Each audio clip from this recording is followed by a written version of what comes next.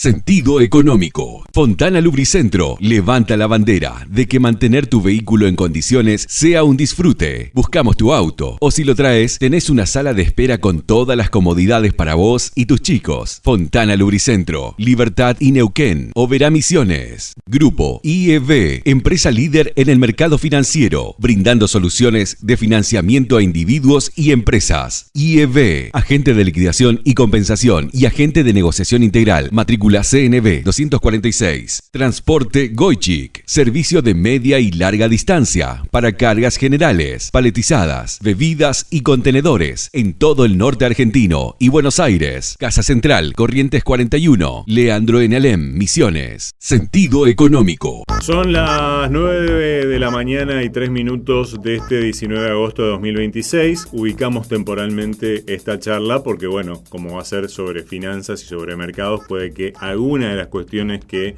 mencionemos en este nuevo episodio, que es el número 215 de Sentido Económico, cambien. Del riesgo país a la selección, ¿qué riesgo argentino vale la pena cobrar? Sería más o menos nuestro título del día de hoy. El mundo le volvió a poner precio a la duration, el mercado volvió a ponerle precio al riesgo político argentino y la diferencia empieza a estar en saber qué riesgo vale la pena cobrar. Sería si es que vale la cuestión de metafórica y paradojal, si se quiere, de esta situación. Así que, bueno, las tasas largas en Estados Unidos volvieron a máximos de muchos años, endureciendo las condiciones financieras, todavía sin una Reserva Federal que se haya convertido en más hawkish, ¿no? En más restrictiva. En Argentina esto coincidió también con el regreso del riesgo país por encima de los 500 puntos. Una penalización mayor de la parte larga de la curva y una ampliación del diferencial por legislación también. Y al mismo tiempo, bueno, compañías argentinas de primera línea que siguen accediendo al financiamiento y algunos nombres corporativos que se desacoplan de riesgo soberano. La pregunta no es solamente Argentina sí o Argentina no, sino qué riesgo argentino se quiere asumir y cuánto tiene que pagar el mercado para que valga la pena, en definitiva. Hace algunas semanas nada más estábamos discutiendo sobre cuánto podía seguir bajando el riesgo país argentino, después de acercarse a los 400 puntos. Hoy estamos por encima de los 500, en 512, si no me equivoco. Habíamos cerrado 511, es lo que marca ahora el tablero. Y en este sentido, lo que está ocurriendo también es que, en definitiva, antes de mirar Argentina hay que mirar el mundo, ¿no? La apreciación también de la tasa del Treasury estadounidense, cerrando 4,7 el de 10 años, el de 30 cerca del 5,3, tasas largas también subiendo en otros mercados desarrollados, y esto pasa todavía cuando los últimos datos de Estados Unidos no necesariamente obligan a pensar en una Reserva Federal más agresiva, ¿no? Así que bueno, la pregunta por ahí que cabe dentro de todo esto es lo que no endurece la Fed por tasa corta, lo está endureciendo el propio mercado por la parte larga de la curva, y bueno, y después viniendo a Argentina, y en qué medida, qué parte es contexto internacional, qué parte es nuestro en definitiva. Y bueno, y para analizar un poco todos estos temas, tenemos nada más ni nada menos que a Pedro Seba Serrate, que es jefe de estrategia de Portfolio Personal de Inversiones, que a quien hace un tiempito que no lo teníamos y que bueno, siempre está muy disponible cada vez que lo consultamos, en tanto y en cuanto sus tiempos lo permitan. Gracias, Pedro, por tu participación. ¿Cómo estás? Buen día. ¿Qué tal, Alejandro? Buen día. ¿Cómo estás? Muy bien, muy bien. Bueno, así trazamos muy a trazo grueso y a brochazos, podríamos decir, un poco el panorama. Pero bueno, para ordenar un poco la charla, arranquemos por afuera, ¿no? Está ahí también, Dale, dicho sea de paso, te pregunto, el disparador de estas correcciones. A ver, vos recién mencionabas los aumentos en las tasas largas, ¿no? Que generalmente, y paradójicamente, son los que están un poco más alejados generalmente de las decisiones de la Fed, y te están marcando que acá hay un poco un cambio estructural a nivel del mercado de Estados Unidos, específicamente de la demanda de fondos, la demanda de capital, que por supuesto tiene relación a esta gran tecnología nueva que es la inteligencia artificial, que todavía no conocemos exactamente cómo se va a monetizar, cuáles van a ser las consecuencias finales, cómo van a terminar siendo la relación respecto a los diferentes factores de producción, pero lo que sí sabemos es que claramente también hay una especie de castigo en las evaluaciones del mercado para aquellas compañías que eventualmente no están haciendo nada respecto a la inteligencia artificial, y eso se vio desde la primera temporada de resultados, la última temporada de resultados del año pasado, también eventualmente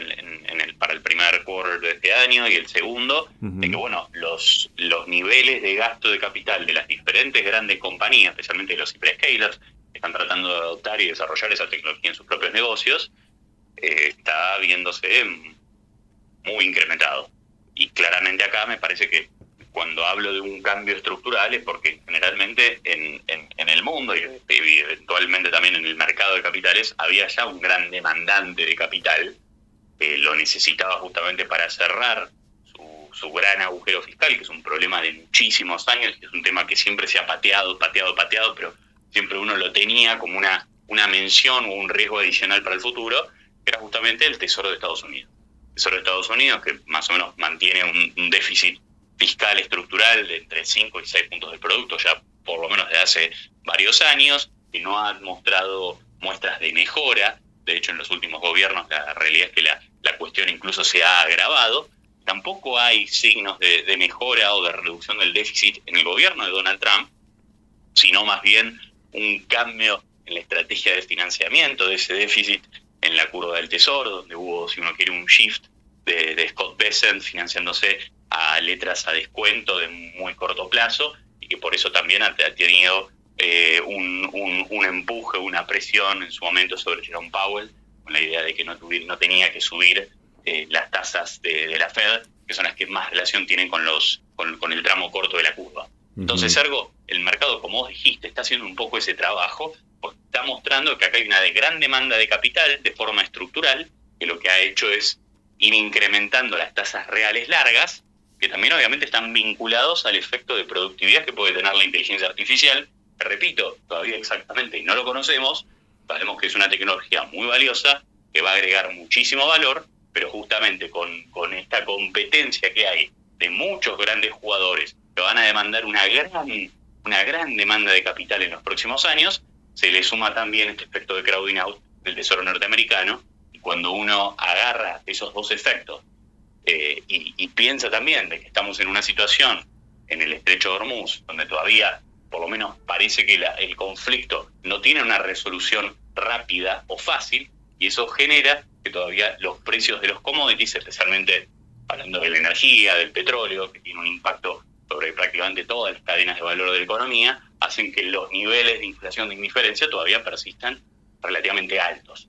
Cuando uno combina esos dos efectos con el que se arma la tasa, la expectativa de inflación, y una tasa real que depende más de la actividad en el futuro y depende también más de la demanda intrínseca de capital hacia el futuro, hace que justamente los niveles de tasas largas en todas las economías desarrolladas estén en niveles que hacía muchos años no veíamos. Vos recién mencionaste el caso de los US Treasuries, y si es verdad, la tasa de 30 años ya ha superado ampliamente de 5,25. La tasa de 10 años llegó incluso ayer, en algún momento de la jornada, a estar cerca de 4,73%. Hoy los rendimientos están un poquitito más abajo. Yo creo que ahí lo único que puede llegar todavía a influenciar es justamente esta relación un poco esquiva que tiene con la Reserva Federal, donde todavía me parece que el mercado no cree la Reserva Federal, o por lo menos hay, si uno quiere, un divorcio entre la lectura que está haciendo el mercado ahora de acuerdo a la Reserva Federal y a los próximos pasos, y justamente toda esta historia estructural que estamos viviendo en este momento. En definitiva, digamos, como para tener a lo mejor esto es una foto, lo que te voy a preguntar, ¿no? En tanto que el mercado está regulando de esta manera también la cuestión de las tasas ante la no intervención de la Fed en este sentido, ¿no? Esta Fed, digamos, con esta metodología también puede convivir con condiciones financieras todavía restrictivas por justamente los niveles altos de los treasuries a mediano y largo plazo. Bueno, básicamente lo que estamos viendo es que el mercado está un poco convalidando esa idea. Sí. De hecho, la realidad es cuando veíamos las probabilidades de suba de tasa de la Reserva Federal hace un mes atrás, casi con 2/3 de probabilidad, la primera suba del primer retoque de 25 puntos básicos iba a darse en septiembre. Hoy en día las probabilidades prácticamente son las opuestas, o sea, el mercado en un 67% de probabilidad está esperando que en septiembre se mantengan las tasas, solamente un tercio de probabilidad indica de que finalmente va a llegar el primer retoque, pero el mercado, como vos dijiste al comienzo, Alejandro, el mercado se anticipa, el mercado va efectuando y va priceando lo que piensa y lo que anticipa, y eso donde se refleja y donde lo percibimos es en el empinamiento de la curva de rendimientos del Tesoro norteamericano, donde es verdad, en el último mes hemos visto incrementos de entre 20 y 30 puntos básicos para los rendimientos de los bonos del Tesoro de Estados Unidos más largos, y sin embargo las tasas cortas, mucho más relacionadas a la decisión de la Reserva Federal, han permanecido casi inalteradas. Tal cual. ¿Cuánto cambia la evaluación cuando la tasa libre, como se la denomina, libre de riesgo? No es completamente libre de riesgo, pero bueno, estamos hablando obviamente de tasas de bonos del país fabricante de dólares en el mundo, de los Estados Unidos.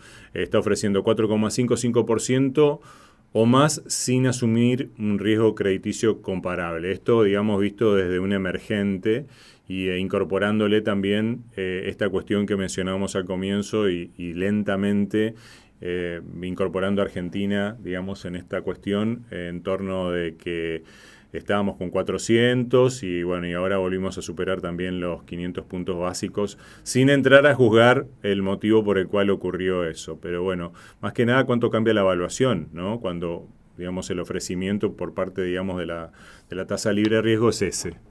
Bueno, a ver, es difícil no meterse en las razones, pero por lo siguiente... te la dejo liberado, no te sientas atado, digamos, a específicamente la pregunta, avanzá y por ahí seguimos, no hay problema. Claro, bueno, a ver, un aumento en la tasa libre de riesgo, por supuesto, complica o incrementa los niveles nominales de tasa, ¿no? Porque una tasa de interés a la cual se puede acceder al mercado de un país emergente, por supuesto tiene mucho que ver con la tasa libre de riesgo, que es, si uno quiere, la marea general para todos los activos de deuda, y después, por supuesto, se le suma el spread idiosincrático, que tiene mucho que ver con la calidad del crédito, con el escalón del crédito que estamos evaluando, y obviamente también con cuestiones bien idiosincráticas que se diferencian de un país o de una historia a otra historia. Claro. En el caso justamente de la Argentina, por eso te decía que es complicado no pensar en términos de las razones que hay detrás, porque la realidad es que este efecto que hemos visto en el último mes, de las tasas largas de los bonos del Tesoro de los principales países desarrollados en el mundo, han visto fuertes subas, y sin embargo la realidad es que cuando uno analiza el spread de crédito idiosincrático de la Argentina, el ENVI más Argentina, el riesgo país, y analiza, por ejemplo, el ENVI que pagan activos high yield, tanto en Estados Unidos como también de otros países emergentes, la realidad es que lo que hemos visto es una ampliación del spread entre ambos factores de riesgo idiosincráticos, por un lado la Argentina y por el otro lado países comparables o créditos comparables. Ergo, acá me parece que lo que estamos viendo, más allá de la situación o de la marea general, que te lleva para arriba las condiciones o el costo de financiamiento total de todos los países, acá lo que estamos viendo es un efecto que marcadamente está sobre la Argentina, yo diría, hace un mes, pero de forma más marcada o más significativa desde finales de julio en adelante. Diría en las últimas 2 semanas, casi 3 semanas, estamos viendo así una bifurcación entre lo que es la Argentina y por lo menos otra forma de ver lo que tenemos nosotros es con el índice INB, el ETF, Global Deuda Emergente y de Frontera, y uno lo ajusta por el beta de los bonos argentinos, y acá para refrescar la memoria, el beta es más o menos así como una medida de sensibilidad, o sea, si el índice se mueve un 1%, la Argentina todavía es de beta alto, es un bono muy sensible, más o menos entre 1,55, 1,6 veces, con lo cual, si el índice se mueve un 1%, la Argentina debería moverse más o menos 1,6% para estar even, para estar en línea a la tendencia internacional ajustada a su beta. Y sin embargo, lo que estamos viendo en los precios desde finales de julio en adelante es que tenemos un subdesempeño. La realidad es que los globales se han movido peor de como se hubieran tenido que comportar siguiendo solamente la tendencia internacional ajustada por su propio beta.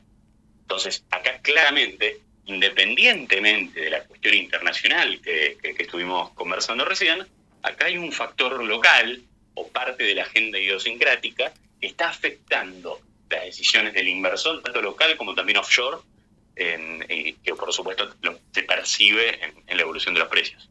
Estamos charlando con Pedro Ciaba Serrate, jefe de estrategia de portfolio personal de inversiones. ¿Y el elefante en la habitación es el riesgo electoral de 2027? En definitiva, entonces.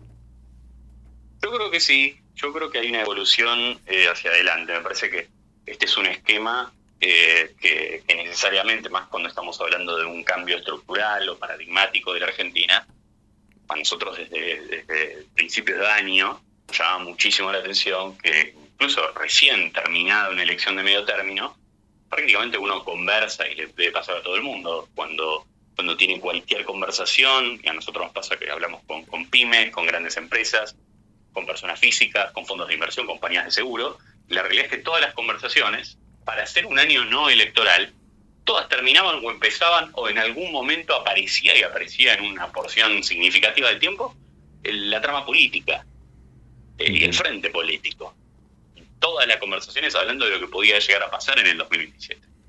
Y la realidad es que tenía y tiene todavía mucho sentido, porque dada esta transición económica que nos hemos referido en muchos reportes, informes, y es un consenso del mercado, en donde obviamente la Argentina se ha estado desarrollando, si uno quiere, sectores tradeables, exportables, donde hay un nivel de productividad muchísimo mayor, pero que no son tan trabajo intensivos, o que paradójicamente para generar sectores o industrias trabajo intensivo alrededor de la minería, alrededor del oil and gas, va a llevar muchísimo tiempo, va a implicar situaciones o dinámicas de migración interna. Uno podría decir, es una transición que en realidad podría llevar muchísimos años, y justamente como podría llevar muchísimos años, choca directamente con el calendario electoral de la Argentina. Entonces, cualquier esquema, si uno quiere que sea exitoso, una transición que por sí es dolorosa, quiere que sea exitosa, necesita tiempos, y esos tiempos chocan con el calendario electoral. Entonces, tiene mucho sentido que cualquiera que quiera tomar una decisión, repito, dolorosa, porque a veces implica incluso vincular gente, o cerrar las persianas, o tener que mudarse, tener que reconvertir el objetivo de la industria, o reconfigurarse, todas cuestiones que necesitan financiamiento y tiempo. Y la realidad es que a la hora de decidir, y acá ya volviendo, si uno quiere, al manual de macro, sí, de la facultad, la realidad es que las decisiones del que tiene que tomar esa decisión dependen mucho de la percepción del shock. Si uno piensa que esto es un shock, un cambio paradigmático, un cambio permanente para la Argentina en la forma que hacemos negocios en la Argentina, acá claramente la decisión va a ser una, y uno va a atravesar esa situación de la forma en la que pueda. Ahora, si uno piensa que esto es una cuestión transitoria, claramente acá, si uno piensa que dentro de 12, 15 meses en la Argentina se van a volver a hacer negocios como toda la vida se hicieron, acá claramente entonces la toma de decisión va a ser completamente distinta.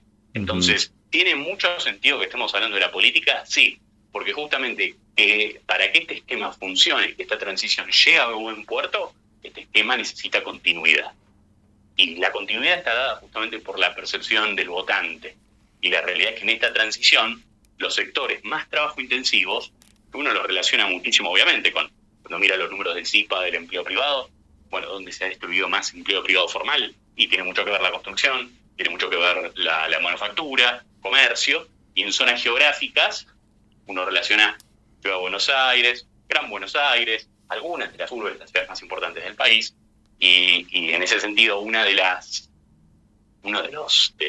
cuestiones más obvias es cuando uno suma Ciudad de Buenos Aires más provincia de Buenos Aires, está hablando del 44% del padrón nacional. Uh-huh. Entonces, acá claramente, justamente para que no haya un choque entre los tiempos de la transición económica y los tiempos de la política, uno tiene que percibir, por ejemplo, por lo menos, el deterioro en algunas de las situaciones de estos puntos claves de la transición, tiene que por lo menos aflojar, pausarse y tener algo de alivio. Entonces, el mercado está siguiendo atentamente cualquier cuestión que pueda mejorar el consumo, tanto spot o futuro, hablando del shock privado, de shock de crédito, como tanto se ha estado hablando en el último tiempo, pero justamente para y que eso tenga una percepción después, la imagen de la gente del gobierno. Entonces, el mercado yo creo que está muy atentamente siguiendo cualquier cuestión que pueda mejorar las chances de reelección de Milei o de buena parte de las ideas de Milei el año que viene. Y para eso es importante ver la confianza del consumidor, la confianza del gobierno, todas cuestiones que tienen implícito primero una gran diferencia entre el resto del país y el Gran Buenos Aires, casi en récord la percepción del gobierno entre las diferentes regiones, cosa que pocas veces habíamos visto en la historia, y a su vez justamente eso es lo ve el mercado, al mercado le preocupa justamente la dinámica, y me parece que es lo que hace que, en definitiva, más cualquier estratega, independientemente del nivel de fundamentos, uno siempre está comparando fundamentos contra precios. Claro. Y la realidad es que para el nivel de riesgo país que teníamos hace un mes y medio, esos 400 puntos básicos, la realidad es que la probabilidad implícita que estaba en los bonos de la reelección de Milei quizás era demasiado alta para lo que estaba marcando la dinámica de algunos de estos fundamentos que podrían estropear buena parte del gran trabajo que hizo el equipo económico y el gobierno. Y eso, obviamente, un freno en esa continuidad hace no volver a foja cero, veremos qué viene después, pero sí, obviamente, hace replantearse los precios del mercado. Uh-huh. Lo que estamos viendo es, o tenían que mejorar los fundamentos muy rápido, o la alternativa, que puede suceder más rápido, corregir los precios para abajo. Y lo que estamos viendo justamente es esa situación que vos marcas, Alejandro. Claro. El de Repo País ya ha superado los 500 puntos básicos y que vuelve un poco más moderada o un poco más justo, si uno quiere, o que haga un poco más sentido las probabilidades implícitas de la reelección de Milei el año que viene. Claro. O sea, estábamos pasados de optimistas, por decirlo de una manera. Yo creo que un poco sí.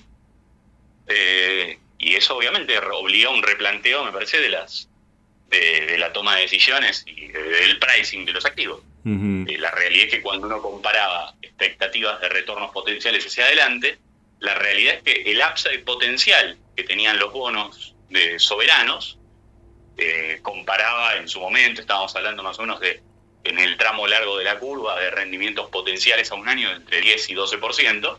Cuando uno miraba el downside, cuando uno miraba la idea de decir, bueno, vuelvo a niveles de tasa de antes del blanqueo del 2024, ni hablar a situaciones de precios del balotaje 2023, la realidad es que ya estábamos ante un abanico de escenarios potenciales que estaba mucho más sesgado a lo negativo que a lo positivo. Ergo, la forma de balancear eso era justamente incrementando muchísimo la probabilidad, por ejemplo, de volver a los mejores niveles de crédito del 2017, que era donde estaba basado ese upside potencial que antes te estaba hablando. Claro. Cuando en realidad empezamos a poner en duda de que eso pueda llegar a suceder, no es decir que ni que no va a suceder, ni que va a suceder. Esto es un juego de probabilidades. El mercado, en definitiva, siempre está descontando diferentes escenarios futuros traídos al presente. Entonces, ese rebalanceo de probabilidades hace que necesariamente los bonos tengan que bajar un poco el precio. Totalmente.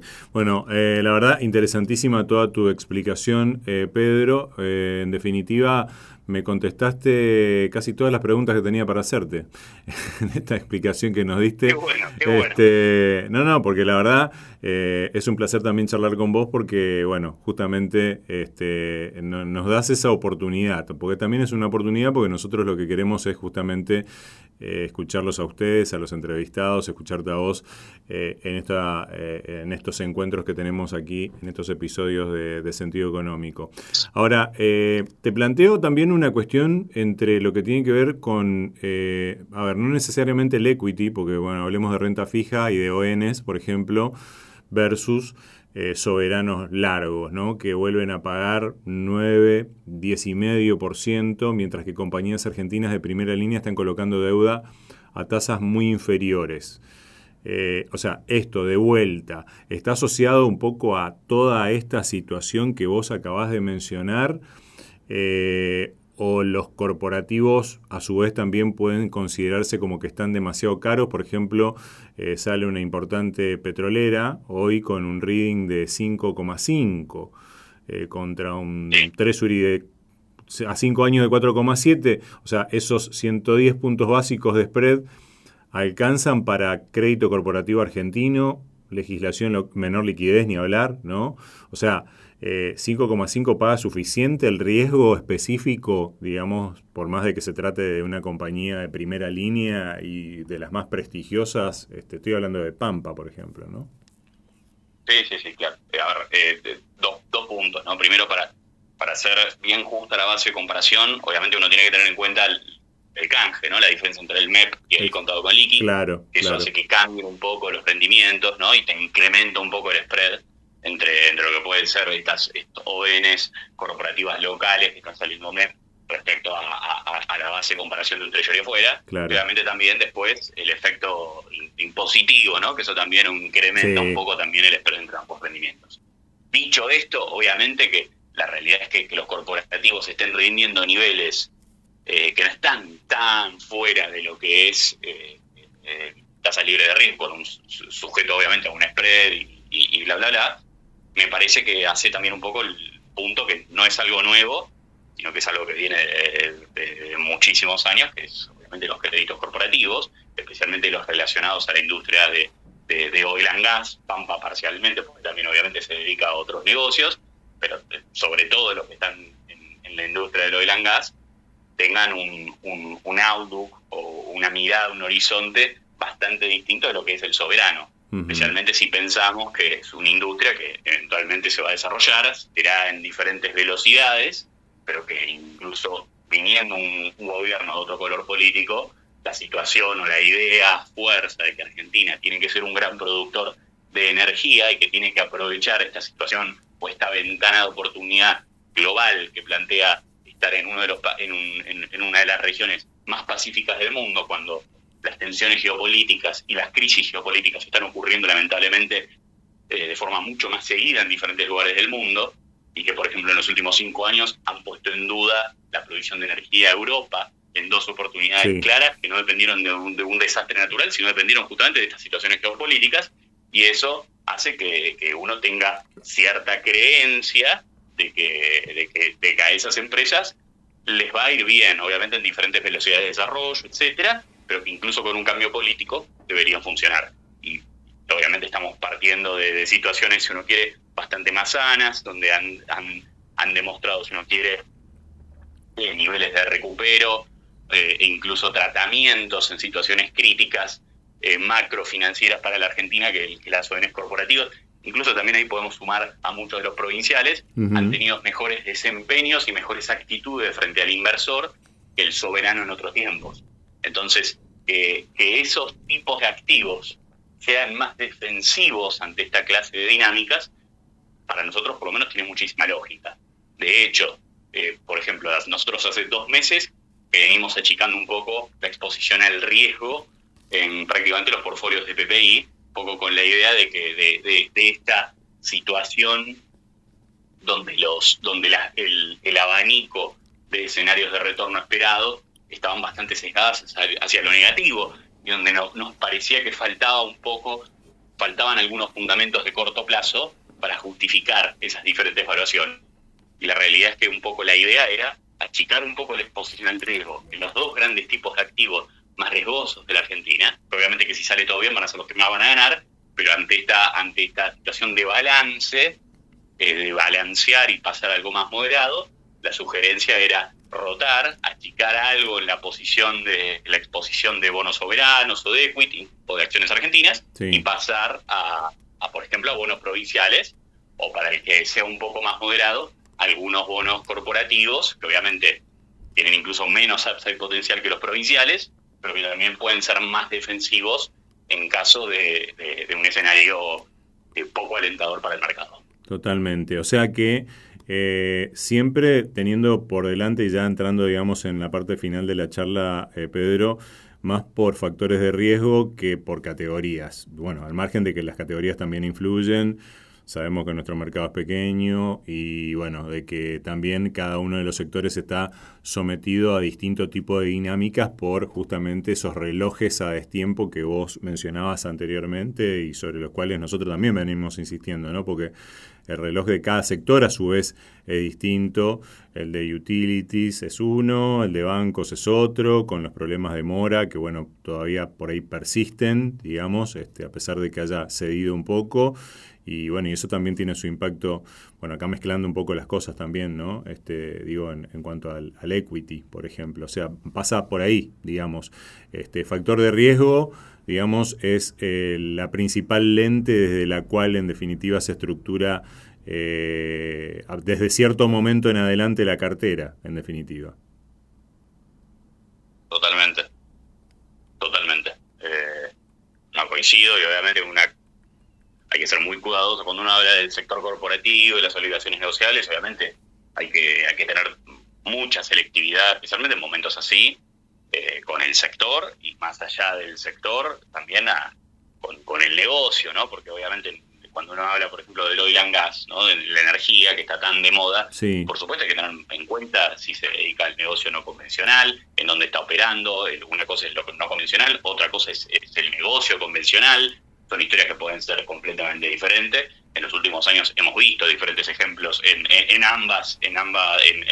el mismo sector, pero con conclusiones, con consecuencias completamente distintas. Claro. Entonces, lo más relevante ahí me parece que si uno no puede hacer su propio research, su propio análisis, obviamente siempre consulte a un especialista o a alguien que está siguiendo justamente estos nombres para no cometer un error a la hora de selección del crédito. Bueno, a propósito de eso también te damos pie para decir de que ustedes efectúan inclusive Zooms abiertos, digamos, charlas abiertas en donde dan a conocer cuáles van siendo los cambios que van adoptando en las distintas carteras. Así que, hay muchas vías también a través de las cuales poder recibir la información de PPI, ¿no?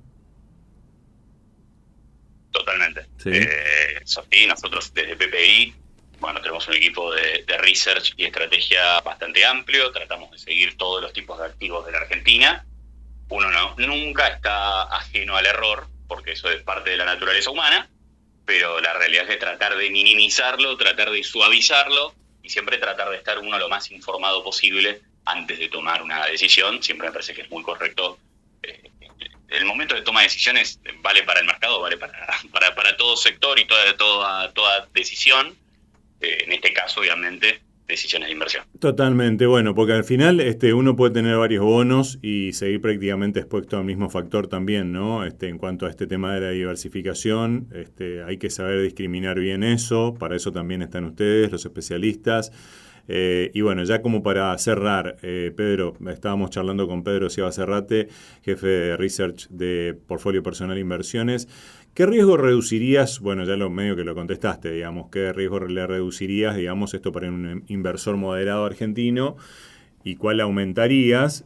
¿Y en dónde estás viendo la mejor relación entre riesgo asumido y rendimiento? Yo creo que es en la deuda provincial. Y obviamente lo mismo que dije para las ONs corporativas, creo que en la deuda provincial también aplica, y aplica en algunos casos con mayor relevancia, que es la idea de discriminar créditos. Venimos de un 2025 en donde todas las situaciones, los números fiscales de prácticamente todas las provincias se vieron golpeados, se vieron afectados por la baja en lo que es ingresos brutos, por la situación de lo que estamos viendo en la recaudación a nivel nacional. Lo hemos visto en las diferentes recaudaciones a nivel provincial, en un escenario donde obviamente todavía las transferencias discrecionales de nación a provincia siguen siendo prácticamente nulas, y en ese sentido hace falta hacer, me parece, doble clic, más allá de los números fiscales en sí, de los resultados primarios, fiscal, por supuesto, muy importante, también en lo que son los niveles de solvencia de las provincias, la cantidad de endeudamiento que tienen por lo menos respecto al total de los ingresos de cada una de las provincias, y también a los niveles de cobertura de liquidez. O sea, la idea de decir, bueno, cuánto poder de acción, cuánto poder de fuego tiene cada una de las provincias en sus arcas provinciales para poder hacer frente a los próximos 12, 18 y 24 meses. En ese sentido, a nosotros las provincias que tienen mejor perspectiva o que nos gustan más desde el lado del crédito, algunas menciono, obviamente estoy hablando de Córdoba, estoy hablando de Santa Fe, estoy hablando de Neuquén, estoy hablando en una situación incluso todavía un poco más conservadora de la ciudad de Buenos Aires. Uh-huh. Y en ese sentido, para nosotros nos parece que tienen un abanico de escenarios esperados un poco más balanceado respecto a lo que tenían obviamente los bonos soberanos hace un mes atrás, pero que todavía hoy en día me parece que son un tipo de activo que puede llegar a ser superado. Bueno, y ahora te voy a hacer la última y no te miento más, y voy a hacer una pequeña también aclaración y un reconocimiento. A ustedes, digamos, la gente que se dedica a las finanzas, a la economía, odian que les preguntemos sobre pronósticos, ¿no? Más allá de que tienen un forecast, digamos. Sí, porque la bola de cristal todavía no la hemos desarrollado. Yo sé, pero bueno, saber reconocerme el ingenio que le puse a esta pregunta para tratar de disimularlo. ¿Qué tendría que pasar durante los próximos 3 meses para que miremos esta corrección y digamos, era una oportunidad de compra? Yo por lo menos, mira, esto es fuera de lo técnico, pero sí viene de la experiencia, de la expertise, no tanto mía, sino de gente que tiene muchísima más experiencia que nosotros, gente que ha vivido muchísimas situaciones de mercado. Es el famoso, el cuchillo no se lo atrapa, ¿no? Cuando todavía está cayendo en el aire. Ajá. Y me da la sensación de que uno tiene que pensar siempre, independientemente de la opinión que tenga, porque uno puede estar equivocado. Eso nos ha servido muchísimas veces en el tiempo. Tratar de encontrar la razón por la cual podemos estar equivocados. Uh-huh. Y en ese sentido, yo estoy lejos de estar preocupado. O sea, me parece que para el 2027 falta muchísimo. Ahora, esto no va a ser una situación lineal hacia adelante, para ninguno de los dos lados. Entonces, uno tiene que preguntarse, ¿cuál puede ser la pausa? ¿Cuál puede ser el punto final de esta suba del riesgo país? ¿Cuál puede llegar a ser el catalizador que, independientemente de lo que uno esté pensando hacia adelante, pueda cambiar, pueda mostrar algún signo de mejora? Uh-huh. De corto plazo, yo creo que la confianza del consumidor, la confianza del gobierno, 2 indicadores que el mercado sigue muy de cerca, por esta cuestión del riesgo 2027 en adelante. Yo creo que todavía hay razones para pensar que pueden seguir a la baja. Acá hay que tratar de pensar cuál de todas las acciones que ha hecho el gobierno recientemente puede tener algo de tracción en algunos de los frentes para mejorar la percepción de la gente. Sí. Que obviamente es una respuesta que si la tuviéramos no estaría trabajando, estaría adivinándole la suerte a la gente a cambio de mucho dinero, pero a gente que tenga mucho dinero también, para poder cobrarle mucha plata. Claro, pero acá me parece que el esfuerzo que hay que hacer desde el punto de vista profesional y del seguimiento del mercado es tratar de encontrar cuál podría llegar a ser un cambio de percepción. ¿Cuál podría ser el evento? No hablo solamente de económico-financiero, también podría llegar a ser algo político, podría ser algo social. ¿Qué podría llegar a cambiar para que los bonos encuentren una especie de piso que pueda cambiar la percepción de la gente en ese sentido, que me parece que hoy en día es el principal foco de atención, por lo menos del riesgo idiosincrático argentino? Claro, que tranquilamente podría ser únicamente político, porque en definitiva, si bien obviamente hay cuestiones que también están relacionadas a lo financiero, más que nada, ya lo dijimos anteriormente, tiene que ver con lo político. Y por último, ahora sí, fuera de broma, te pregunto, ¿en qué medida puede colaborar digamos, hacia ese clima, digamos, un poco más amable, o de una corrección más positiva del mercado, esta última medida de otorgar créditos en dólares? ¿Entendés vos?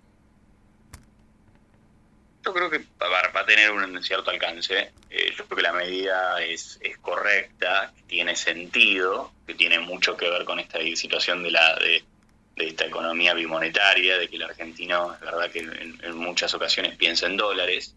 Creo que es muy lógico la medida, la forma en la que lo han instrumentado, que no tiene nada que ver con el 2001-2002. Algunas personas hablaban del riesgo sistémico, el descalce de monedas. Esto no tiene absolutamente nada que ver con 2001-2002 porque está extremadamente limitado.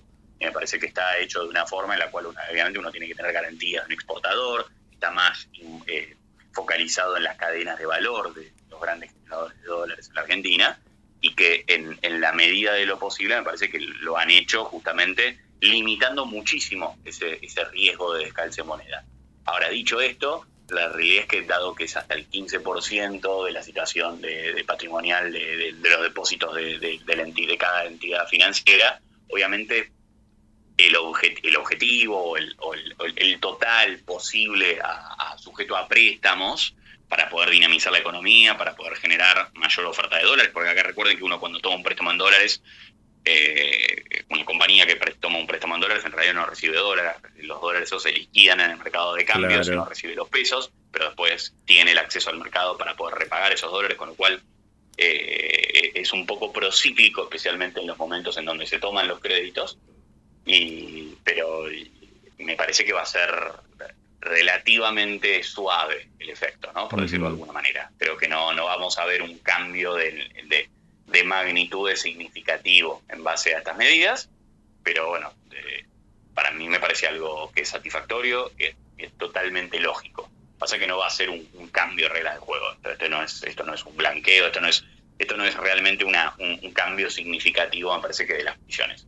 Pero me parece que en la situación en la que estamos, y en la que justamente estamos tratando de buscar cualquier cosita, cualquier decisión que pueda tener un cambio, en este caso, obviamente, mayor acceso al crédito de empresas, que pueden contratar una persona más, o que pueden tomar algún servicio adicional, que pueden dinamizar un poquitito la economía, yo creo que vamos a estar midiendo todo de forma muy detallada y bajo la lupa. Así que me parece que es una medida propicia y me parece que puede ser efectiva. No sé si va a ser obviamente, repito, Sí, un antes y un después de esto no, total, pero ¿no? claro, un tiki, hay una corrección necesaria como para colaborar con el resto.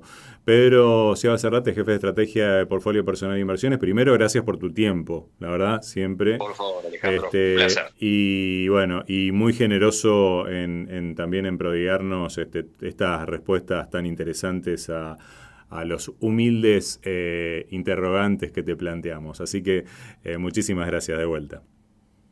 Por favor, un placer, muy, muy acorde las preguntas a los tiempos que estamos viviendo. Bueno, Saludos, Alejandro, y a todos por ahí. Me alegro, un abrazo. Gracias, Pedro. Hasta la próxima. Adiós. Chau, chau.